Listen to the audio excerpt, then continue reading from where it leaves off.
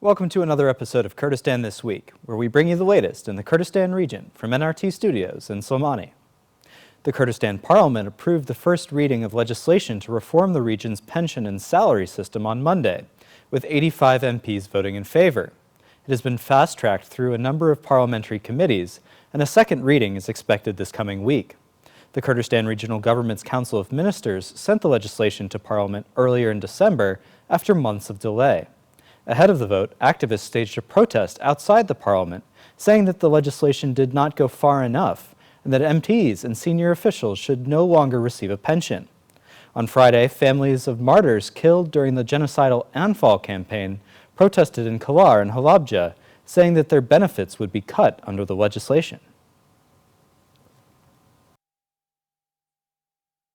The cost of corruption that occurs at the Kurdistan region's border crossings amounts to nearly $40 million per month, a lawmaker from the Change Movement said on Wednesday. During a press conference outside the Kurdistan Parliament, Ali Hamasalah said that the figure was revealed as the result of a 3-month investigation by lawmakers. He noted that the KRG Council of Ministers has formed committees to investigate the issue, but said that the problem remained pervasive. The lawmaker claimed that several companies had been granted amnesties in order to pay millions of dollars in back taxes, but argued that this in and of itself presented problems since government officials were not empowered to do so. For many years, transparency organizations, lawmakers, and international organizations have accused senior KRG officials of corruption, especially with regard to expropriation of the region's oil income. The government has long promised action to combat graft, but has never made much headway. KRG Prime Minister Masroor Barzani said on Tuesday that the government would increase its focus on the region's infrastructure. The remark came at the opening ceremony for the new 120-meter freeway in Erbil. The modern dual carriageway's name refers to its width. The Prime Minister said that the construction of roads and streets is a major part of building the Kurdistan region's infrastructure. And Barzani said that he wanted to see an extensive road network connecting the region's cities and towns.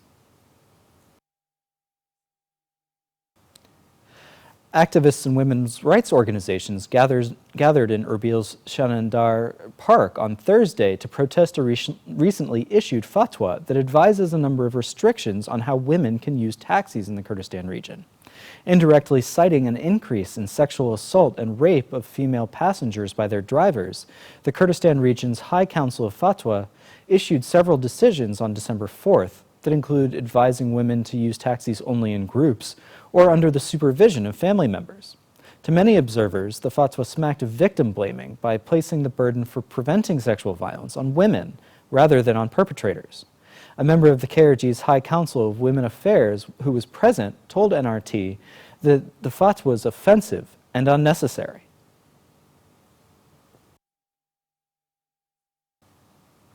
Finally, cities, towns, and villages across the Kurdistan region commemorated Kurdish Flag Day on Tuesday, with ceremonies and events to celebrate Kurdish culture and the sacrifices made by Kurds throughout history.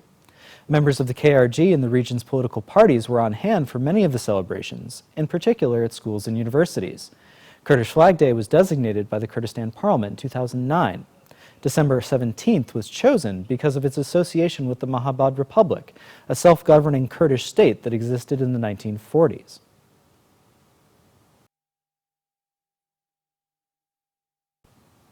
Thanks for tuning into this episode of Kurdistan This Week. If you'd like more information on these stories and others, check out our website, nrttv.com/en,